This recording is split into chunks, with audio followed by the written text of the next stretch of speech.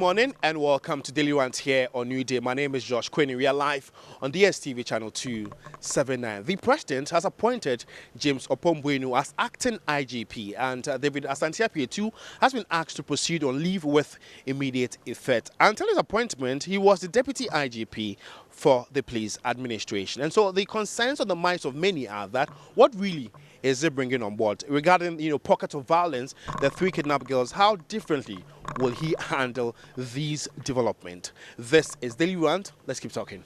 It's like putting a square peg in a round hole. Tell me about that. Yes, first of all, we have more young people in the system. We want to empower the young people. You are letting an old person leave office and bringing back another old person. Experience is the best teacher. We understand experience is the best teacher, but we have a lot of young people within their 50s in the police service. In account, we say that say abrewa wuna de abrewa be the idea so wuna way to share that. You understand? So I think the security system need more energetic people, some people who understand the modern system and other things. Actually, which like the commander ones and all that. Yes, which will empower the young, those in the 50s, those who have people have more than 30 years experience and they are in their 50s in the police service. You understand? And you have to appoint straight in a state of maybe these security challenges that we have. In as much one is leaving, just appoint a new person, the person to take over and start in. What is acting? For what reason? If you confirm the person, no problem with that. But what is acting? Just appoint a new person. And another strange thing too has to do with, you have, with Asante-Apietu has only more less than a month to go. Just allow it to just get finished in an honorary way so that it will be very nice. You just did this. I mean, if you read the content of the letter, it sounds very harsh for me. You understand? So I think Nanado has a very, I don't know the word to use, but the advisors on security, I think they should just recheck some of these decisions that they do, because they are just frustrating everything day in, day out for us. And it's leading to... But will he be the first person to, let's say, tell an acting IGP to go on leave? He's not proud to retirement. No. He's not the first person, but you gave Mr. Asante-Apietu an extension. Yeah. Let the extension be due. Okay. And after that, and he has a lot of things he's doing. He's supposed to appear on court for a focus issue, and that he has a lot of cases he's dealing with. So just see to it that everything is complete. Then they hand over. That is what we want. This is someone who has about 3 weeks to go on his current deal. So why not let him get down with him with the deal?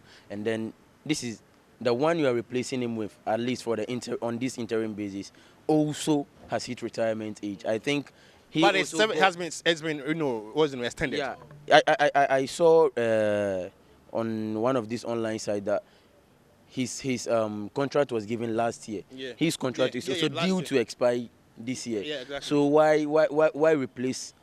So it says he's acting until we get a substantive IGP. Why not wait when you get the substantive IGP? Let this man proceed on leave, get down with his contract. So you mean we rush this whole appointment? This is a rash decision. For me, it is a rash decision. George, I will be dissenting on their issues. You see, the disappointment of the current IGP, I think, is long overdue. The president should have done this. We don't enjoy peace in Ghana anymore? No. We all know. We all would have said. You know, we all know. What about you know? Well, for me, I have my own issues with Apietu. But right now, I'm talking about the method and the way he was being discharged. Okay. Like, talking about these kidnapped girls and small packet of insecurities around the country. Yeah, I have my own issues with him.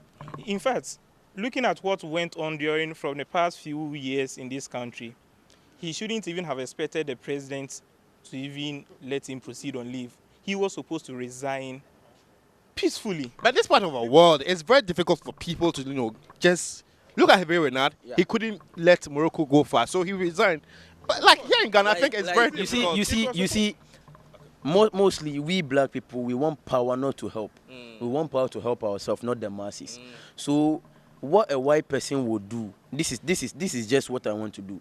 Take it for example, Theresa May. Yeah. She wanted to deliver Brexit. She failed 3 times. She worked out honorably. Now Boris Johnson is in. He wants to deliver Brexit. So this is the kind of mentality we should develop as a people. When we make a promise to the people and then we can't fulfill, we should just walk out honorably. My point is, it was obvious that the president is supposed to put him aside. By looking at it, You see, this issue of somebody going on a retirement and trying to extend the contract, meanwhile, we have competent guys already in the system, doesn't sound well to the Ghanaian community. That's what I believe in. You see, it's like, as my brother said, it's like, you say, Abrewano, Abrewa will not only Abrewa Fufrodi idea, you know, why then, with Tuasheda. Meanwhile, looking at it, even the James, the person who has been appointed by the president to act on his instead, is even supposed to be on retirement this year. He was supposed to go on retirement last year, but he also got an extension of service, which is not supposed to be so. So meaning there is a calculated effort by the president to make sure he impacts the police society. He makes sure the political influence becomes genuine in our political dispensations currently. That's what I'm seeing it. The only difference is I'm seeing... You're speaking from the Flagstaff House? Yeah, no, I'm speaking as a citizen from my perspective. That's what I'm seeing it. So these are your views? I'm looking. These are my views. These are my personal views. I'm looking at it that yes, James Opon is very. If you look at his CV, he's somebody who has achieved a lot. In fact, he deserves it. But it's quite unfortunate. We'll be having him for a long time. We'll just be having, you know, a bit of his greatness. That is the point. So is it like we are just trying to add up something? What are you trying to do for him? What are you trying to do? What is the end result? What do you want to achieve? By the end of the day, what we want is that the person currently staying in Napurongo would have a very can sleep easily without even thinking of any security issues. Let's look at the IGP position. You know, there were names that, you know, that came on the table, Mamia, Dotiwa, and then we can talk about Commander One and all that. But are you surprised we chose the deputy instead? I'm not surprised because I've seen research that have shown that in terms of activities, experience, and serving in the police service, he's the second to have fit into that position. I'm not surprised. I think by one security analyst, I saw the research and I was really impressed.